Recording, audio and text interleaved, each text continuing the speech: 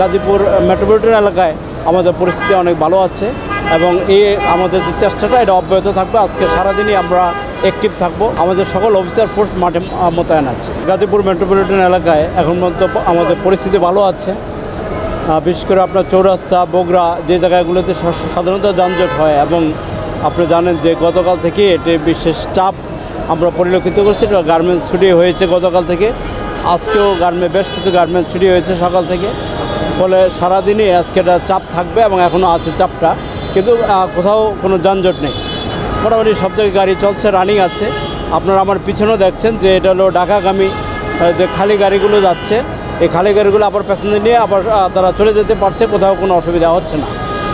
আমরা পরিস্থিতি নিয়ন্ত্রণে আমাদের পুলিশ মাঠে আছে এবং কাজ করে যাচ্ছে। বৃষ্টি হলেও যাতে আমরা বিশেষ ব্যবস্থা রেখেছি যাতে আমাদের বিকল্পভাবে আমাদের ফোর্স কাজ করতে পারে এবং সব জায়গায় আমাদের ফোর্স অ্যাক্টিভ আছে, পুলিশ অ্যাক্টিভ আছে।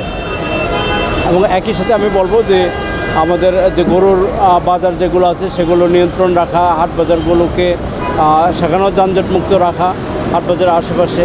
এছাড়া জনগণের যারা এখানে গাড়িতে উঠবে তাদের জন্য যে নির্দিষ্ট জায়গাগুলোকে আমরা ঠিক করছি, সেখানে গাড়িগুলোকে দ্রুত উঠিয়ে দিয়ে তাদেরকে দ্রুত যাতে চলে যেতে পারে নিজ নিজ গন্তব্যস্থলে, সেভাবে আমরা ব্যবস্থা নিচ্ছি। ফলে গাজীপুর মেট্রোপলিটন এলাকায় আমাদের পরিস্থিতি অনেক ভালো আছে এবং এই আমাদের যে চেষ্টাটা এটা অব্যাহত থাকবে। আজকে সারাদিনই আমরা অ্যাক্টিভ থাকবো, ভালোভাবে যাতে কাজ করতে পারে সেই জন্য আমরা বিশেষ ব্যবস্থা রেখেছি। নগদের কাছে সব গ্রাহকই প্রিয়, তাই তো সারা দেশে ক্যাশ আউট চার্জ সবচেয়ে কম। আমাদের সকল অফিসার ফোর্স মাঠে মোতায়েন আছে। সাধারণত যখন থাকে জ্যাম থাকে রাস্তায় বা একটু গাড়ি বেশি থাকে, তখন সাধারণত এই ঘটনাগুলো ঘটে না। ঘটনাগুলো একটু ফাঁকা পেলে হয়তো ঘটতে পারে, তবে আমাদের পুলিশ অ্যাক্টিভ আছে, সেখানে ডিবি টিমগুলো মোতায়েন করা আছে কয়েকটি ভাগে এবং ইতিমধ্যে কিছু এরকম পকেটমার বা ছিনতাইকারী আটক করা হয়েছে এবং আমাদের এই অভিযান অব্যাহত আছে। আমরা সাধারণত আমাদের চোখের সামনে যদি ঘটনাগুলো ঘটে আমরা ব্যবস্থা নেই। এছাড়া আমাদের 999-এ যদি কেউ ফোন দেয় তাৎক্ষণিকভাবে আমরা রেসপন্স করি এবং ব্যবস্থা নিই।